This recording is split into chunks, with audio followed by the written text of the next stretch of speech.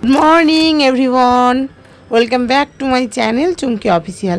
তোমরা সকলে কেমন আছো? আশা করছি খুব ভালো আছো। আর আমিও এই যে দেখতেই পাচ্ছ কতটা ভালো আছি।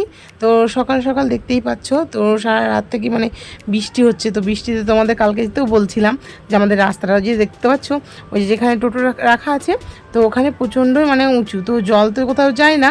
আর এদিকটা এতটাই মানে কষ্ট, দেখতে পাচ্ছ শুরু করে একটা রাস্তা আছে, ওই রাস্তা দিয়ে হাঁটা হয়। তো এখন জঙ্গল দিয়ে মানে রাস্তা দিয়ে হাঁটতে হচ্ছে, যেহেতু দেখো এখন কিছু করার নেই, মানে এত জল। তো এই যে দেখতে পাচ্ছ আমাদের পার্থবাবু বলছিল যে ওই দিকটা একবার দেখাও, তো ওই দিকটা দেখালাম, দেখতেই পাচ্ছ পুরো পুকুর হয়ে গেছিলো। তো জলটা আস্তে আস্তে মানে একটা টেনে নিয়েছে। তো যদি সারাদিন লেগে থাকে তো বুঝতে পারছো। তো এখন কিছু হলো বুঝতে পারলে।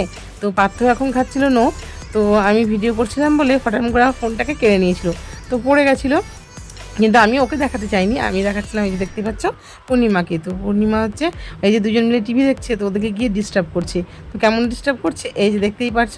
তো যখনই আমার ভিডিওর মানে চালু করেছি, আর লাইটটা যেহেতু দিতে হয়, নাহলে অন্ধকার আমাদের ঘরটা, তো যখনই লাইটটা পড়েছে ওর চোখের দিকে, তখন বুঝতে পেরে গেছে যে ভিডিও হচ্ছে। তো তারা থাকছে না মানে ওখানে। তো তারপরে আস্তে আস্তে দেখতেই পাচ্ছ যে আমাদের দিকে চলে আসছিলো।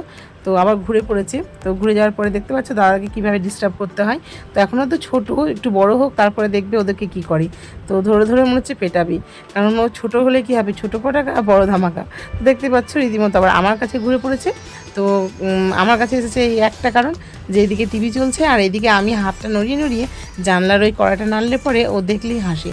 তো খুব আনন্দ পাই, তো তার জন্য ওকে আমি দেখাচ্ছিলাম। তো দেখো আমাকে এখন ধাসাধাসি শুরু করে দিল, কারণ ওদেরকে ছেড়ে দিয়ে এই দেখো শুরু করে দিয়েছে আমাকে ধাসাধাসি করা।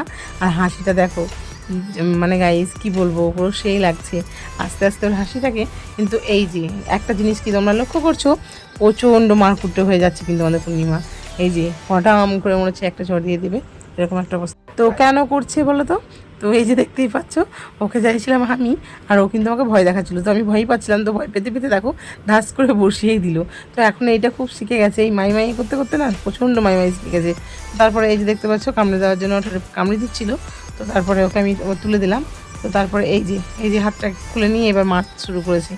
তো ওকে একটুখানি বেশি ডিস্টার্ব করলে এই যে এটাই খেতে হবে, ওর কাছে মার। তো এখন মানে এটাই শিখে গেছে। তো তারপরে দেখো নিজেই হামি দিচ্ছে আবার, কারণ প্রথমে একটু টেনে নিয়েছিলাম বলে রাগ করে আমাকে মারলো। তারপরে নিজে নিজে, আমি যেহেতু কান্না করছিলাম তো তার জন্য নিজে নিজে দেখতে পেলে হামি দিল। তো এই যে এটা হচ্ছে ভয় দেখাচ্ছে, মারেও কমই, কিন্তু তবুও দেখো দু চাপড় দিয়েই দিয়েছিল। তো এবার দেখো আদরই করে দেবে। তো এরকমইও তার জন্য নয়, ও খুব মানে মিষ্টি, খুব আনন্দ একটা থাকা, মানে ভালো মানে বাচ্চা, কি বলবো আমাদের পুনি।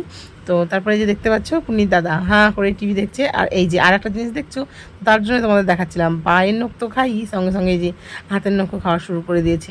আর এইদিকে পুন্নির কাজ চালাচ্ছে। আর এই যে আমার ছেলে দেখতে পাচ্ছ চুপচাপ সাটিয়ে ও টিভি দেখবে। আর এই যে কেন ভিডিওটা করলাম, এই যে মুখে ফুরফুর করে থুতু বার করছে। তো এইতে নাকি শরীর খারাপ করে, তো কিছুতেই শোনে না বললেও, তো আমি ওর মুখে বাড়ি মারলেও ও শুনবে না, ও এটাই করবে। এই যে ফু ফু করছে আর মুখ দিয়ে থুতু বেরোচ্ছে। তো নিষেধ করলেও শোনে না, মানে এখন তো বাচ্চা, ও তো বুঝতে পারে না, কিন্তু আমি ওকে নিষেধ করি যে থু ফু করো না। তারপরে হু হু করতে করতে ওর মুখ দিয়ে বেরিয়ে যায়।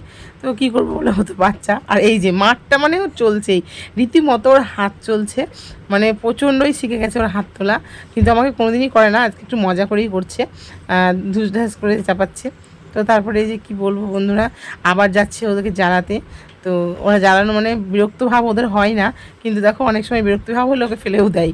তো এই ওদের চলছে, তো এখন তো বড় হয়নি তাই দেখো। তারপরে এই যে দেখতে পাচ্ছ ওরা দেখছিলো টিভি, ও জ্বালাচ্ছিলো ঠিকই আছে, কিন্তু ও নিয়ে আবার শুরু করে দিয়েছে টিভি দেখা। তো তোমাদের দেখো আমি একটু আয়নাতেও দেখিয়ে দিচ্ছি যে ও কিন্তু টিভি দেখছে। তো সামনেটাতে আমি দেখাতে পারছি না, তো তার জন্য তোমাদের আয়নায় দেখাচ্ছি, দেখো যে ও কিন্তু টিভি দেখা শুরু করে দিয়েছে। একজন নখ খাচ্ছে আর টিভি দেখছে, একজন শুয়ে টিভি দেখছে, আর ইনি আবার আমার গায়ে ভর দিয়ে টিভি দেখছে। তো টিভি দেখা দেখো মানে একটু একটু বুঝতে পেরেছে মনে হয়, কিছু বুঝতে পারে না হয়তো, অনেক হাতি পশু পাখি যেগুলো দেখে, তো সেইগুলো দেখে ও হু হু করে আর দেখে। এমনি আদার্স কিছু বুঝতে হয়তো পারে না, তো অত মানে খেয়াল করে দেখেও না। তো দেখছো পুরো একদম টিভির দিকে তাকিয়েই আছে। তো যখন আমি পুনি পুনি করে ডাকছিলাম, তো তখন আমার কাছে দেখো মানে চলে আসবে। তো এরকমই ও করে, অনেকক্ষণ দেখলো। তো দেখার পরে বেশিক্ষণ স্থায়ীভাবে দেখে না, এই যে আমি ডাকছিলাম তো আমার দিকে তাকিয়ে হেসে চলে আসছে আমার কাছে। তো মানে কি বলবো, আর আদরও করে এত। এই যে মাঠটা খেলাম তো মাঠটা কিছুই মনে হলো না, কত আদর দিয়ে আমাকে ভরিয়ে দিল। তো এইটাই চলতে থাকে ওর সব সময়ের জন্য। তো তারপরে দেখো আমি আবার ওকে বলবো তুমি কি হু দেখছিলে, তো দেখো ও কিন্তু হ্যাঁ হুঁ হুঁ করবে। তো তোমাদের ভয়েস দিতে পারছি না কারণ এই যে আমাদের ছেলেদের জন্য। তো আজকে বৃষ্টির কারণে স্কুল যায়নি, তো স্কুল না যাওয়ার কারণে যে এই যে তারপরে কি দেখতে পাচ্ছ তোমাদের বলতেই আমি ভুলে যাচ্ছিলাম, এই যে এইটা করলেও প্রচণ্ডই কান্না করে, প্রচণ্ড মানে কাঁদছিল। তো বন্ধুরা এখন হচ্ছে দুপুর 2টো, তো 2টো বাজছে। আর দেখো আমি স্নান করে নিয়েছি, যেমনটা বললাম তোমাদের কালকে যে মাথায় তেল দিয়ে দিয়েছিলাম। তো তারপরে আজকে আবার শ্যাম্পু করে নিয়েছি। তো চুলটা খুলিনি, যেহেতু এখন খুলবো না, এমনিতে একটু আজকে বৃষ্টি বৃষ্টি হচ্ছে তো বর্ষা বর্ষার মতো লাগছে। তো চুল খুলে খেতে কেমন লাগে, তবে এখন খেতে বসেছি। তো এই দেখো আমাদের খাবার, তো কী কী করেছি তোমাদের দেখাচ্ছি চলো, আর সঙ্গে থাকো ভিডিওটা দেখো, কে স্কিপ করবে না কিন্তু। তো এই যে দেখতে পাচ্ছ এটা হচ্ছে লাল শাক আর শসা দিয়ে আমি খেতে মানে শুরু করেছি। আর এটা হচ্ছে ঝিঙে আলু পোস্ত, আর এটা শাকটা ডাল আছে। তো ডালটা ফ্রিজে রাখা ছিল, তো একটু গরম করতে দিয়েছি। তো ঠিক আছে, আজকে হচ্ছে এই লাঞ্চ। তো বন্ধুরা খাওয়া দাওয়া কমপ্লিট করে নিয়েছি। তো তারপরে দেখো আমি মাথাটাকে আঁচড়ে নিলাম, যেহেতু চুলটা অনেকক্ষণ থেকে বাঁধা ছিল। তো একটু সিরাম দিয়ে তারপরে চুলটাকে একটুখানি আঁচড়ে নিলাম। তো সিরামটা দিলে অনেকটা কী হয়, ঝোটটা কম হয়। দেখো প্রচণ্ড ঝোটে ছিল। তো এই যে স্নান টান তো পুরো বলেই দিলাম, আগেই সেরে নিয়েছি। তো এখন একটু সিঁদুর টিঁদুর পরে নিলাম। আর এই নাইটিটা তো বিকেলে পরি না, কিন্তু আজকে পরেছি, কিন্তু এটাকে আবার খুলে চেঞ্জ করে নেব বিকেলে। তো তারপরে যেটা পরি সেটা পরি একটু যাব।